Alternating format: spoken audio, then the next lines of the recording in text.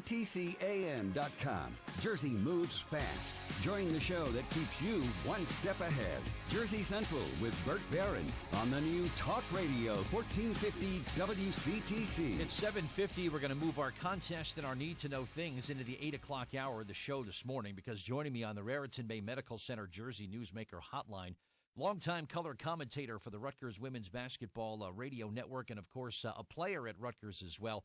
Wanted to get some comment from him about the passing of basketball coach Pat Summitt. So to the Raritan Bay Medical Center Jersey Newsmaker hotline we go, and Mark Peterson is with us this morning on WCTC. Mark, good morning. It's Bert Barron. Thank you for making yourself so available on such short notice. I really appreciate it.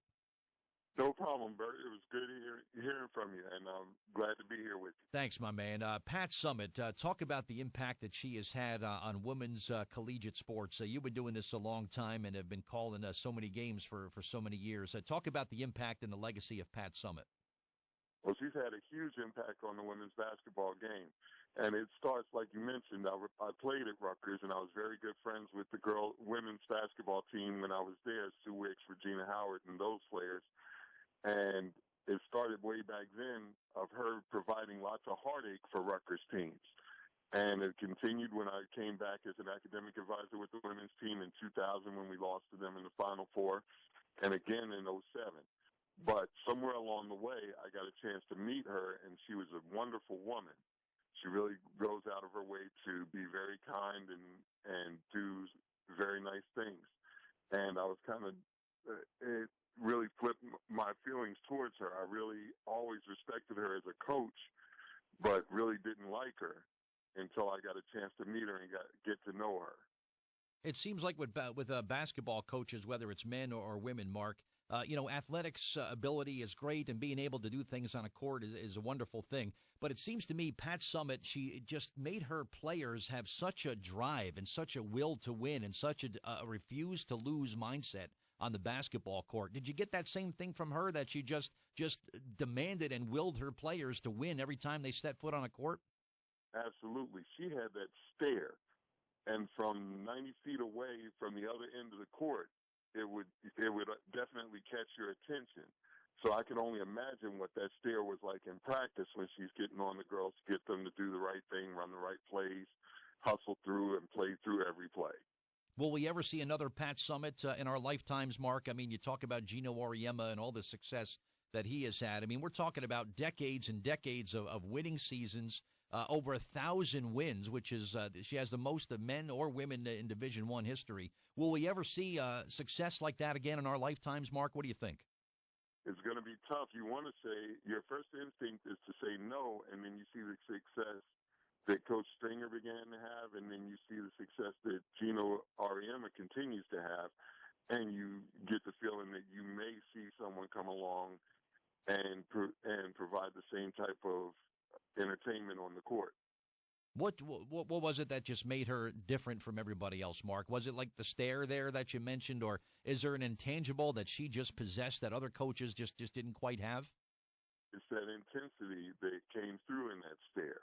You know, when she started at Tennessee, she was actually still in school, I believe, or just had finished school and got the coaching job there, and really just had a lot of confidence in herself.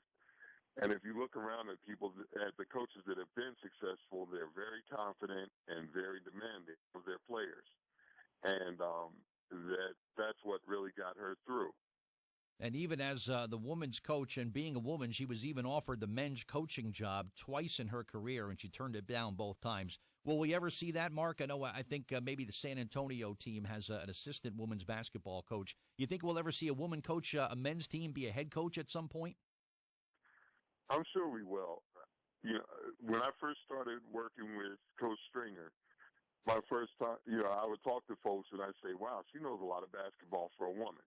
And then the more I got to work with her and get to know her, my phrase changed to she knows a whole lot of basketball. And that's the same way I felt about Pat Summitt. She knows a whole lot of basketball. Watching Coach Summitt and Coach Stringer go at each other, it was always a chess game. And you could see that they were each thinking 4 or 5 moves down the court. And that's what really made her successful. Interesting. And that was always so fun to watch as a fan. So I can imagine you with a front row seat to watch these two great basketball minds sort of matching moves, matching a will of wits, if you will. Had to be real entertaining for you as doing the color commentary on those matchups. Absolutely, because we got the chance to attend practices and see the planning that was going into it. You would see, well, okay, we're going to run this trap against her, but this is what she's going to do to counter the trap. So this is what we have to do once she counters it. And there were 7 or 8 counter moves down the line that the coaches were always trying to think through. And unfortunately for us, Pat would still think that one more move that we hadn't gotten to in practice. Right. Always a step ahead of the competition, right? Absolutely. Yeah, that was it. Mark Peterson from the Rutgers Women's Basketball Radio Network. Thanks for your time this morning, and we're looking forward to hearing you again coming up this next season, which begins later on this year, my friend. All right, and thank you for the time this morning. You're welcome. Thanks for having me on. All right, Mark Peterson, my guest on the Raritan Bay